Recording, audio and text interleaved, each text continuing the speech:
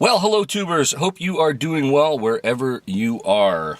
Today I've got some very important information for RVers, travelers to Alaska this season that just came through from the federal Canadian government yesterday. And I don't want you to waste a lot of time and money, so I'm going to have to tell you about this because a lot of these border restrictions are not properly circulated to Americans who are traveling here to Alaska. You need to know about this or else face some rerouting or disappointments. Forget what you've been told and ride this open road. This open road. This open road.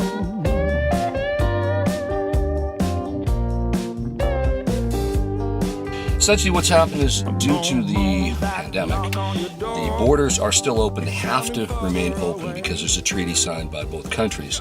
So they can't be closed completely or the treaty is in violation. So the border is still open to Canadians returning to Canada. It's open to Americans who work for, aviation companies and they fly in. Cargo companies, professional truck drivers, they can bring their loads up to Canada. Or dual citizens, if you're a citizen of both countries, you can go back and forth. There might be quarantine restrictions of 14 days if you come to British Columbia and many other provinces.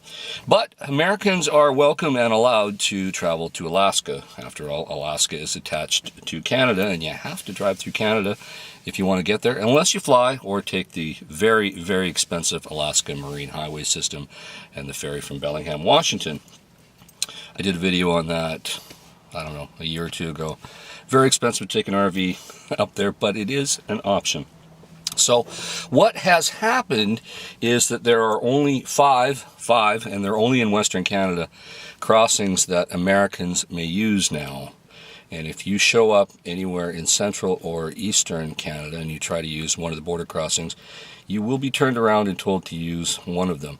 I will name where they are. One of them isn't too far from me in Abbotsford, British Columbia. That's at the Huntington border crossing. Osoyoos in the Okanagan. Kingsgate in Eastern British Columbia. In Alberta, only one crossing. In Coutts, and in Saskatchewan, the North Portal. If you show up and say you're going to Alaska and you're not in one of those border crossings, you will be turned around and told to use one of them.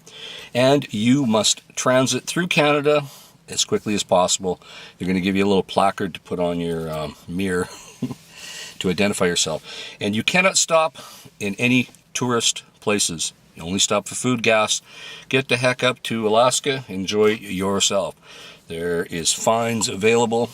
They will potentially fine you if you are caught doing anything touristy along your way to Alaska. Fines can be levied by the provincial government and the federal government, typically starting around $750, $1,000, all the way up to a lot more money depending on the problems that you could be potentially accused of doing. So, don't be disappointed. If you're going to Alaska this year, use those border crossings only. The reason they had to do these restrictions is because there were a small number of Americans who were bullshitting the border guys and saying, hey, I'm going to Alaska, and then they actually don't. A lot of them are crazy liberals that are looking for some pandemic-free tourism, kind of like that BS that happened when Trump was elected and a lot of liberals said, hey, I'm moving to Canada if Trump gets elected. It's a bunch of nonsense. But you need to know the rules to save you from hassles and rerouting and all the expenses associated with that. So, if you're coming to Alaska, get your ducks in order, get your maps out, go to one of those 5 crossings. Come on up, come on through, enjoy yourself, and come on back home when you're done. So, I warned you, if you're not listening, well, you're going to suffer the consequences. So in the meantime, folks, stay safe, keep your wheels in the ground. I'll talk to you soon. Over and out.